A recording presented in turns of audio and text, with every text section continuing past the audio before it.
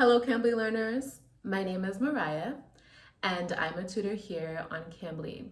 So today I'm going to be teaching you about the future simple tense. So the future simple tense can be used to express a future's actions using will, shall, and be going to. These are auxiliary verbs that are used with the simple future tense. In this lesson, I'm going to show you the most common ways where future simple tenses are used. So let's go ahead and get started, starting with predicting future events using going to. Let's take a look at some examples. So the first example I have is, she's going to take a trip in the winter. Because the subject is she, we use the be verb is, and we use the contraction she's. You could also use she is. Contractions are a lot more common to use. It makes you sound a lot more native. And now my second example is, there's no honey. I'm going to buy some. I seen that there was no honey, so I made the decision to buy some. And then here you see the subject and then the be verb.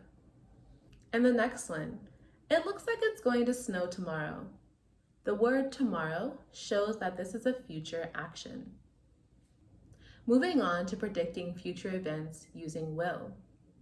For my first example, I will help you study for your English exam.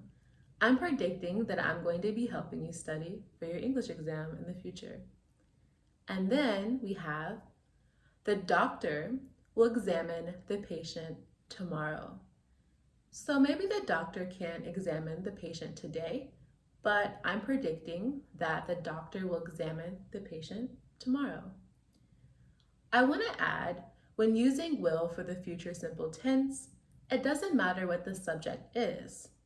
You use will and then the base verb.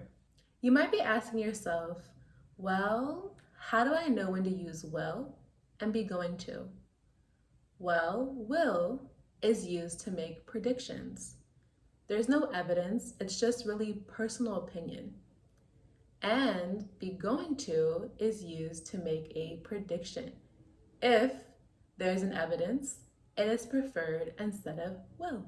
Future simple is also used when expressing promises, using will and shall.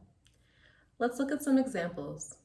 I promise I will not keep secrets from you anymore. I'm saying that in the future, I will no longer keep anything from you. I'll be honest. Then the second one I have is, I will pay you back as soon as possible. This means that if I borrow money from you, in the near future, you'll be getting the money back because I made the promise.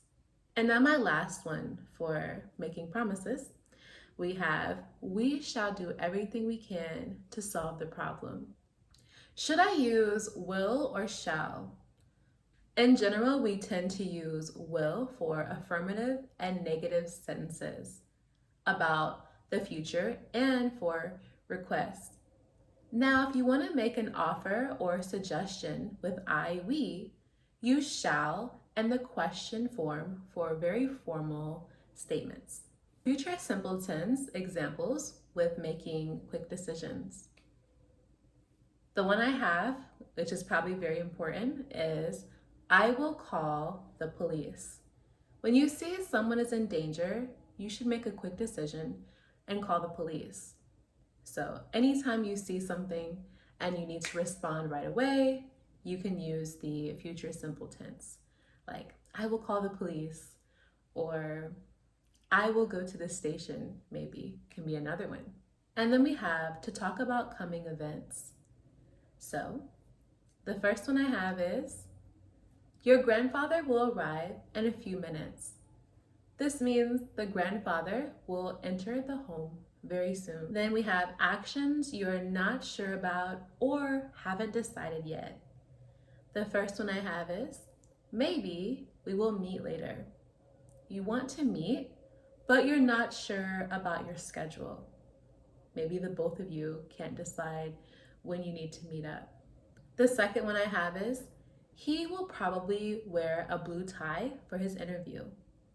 meaning he wants to look nice, so he should wear a tie, but he isn't sure if he wants to wear a tie or about the color.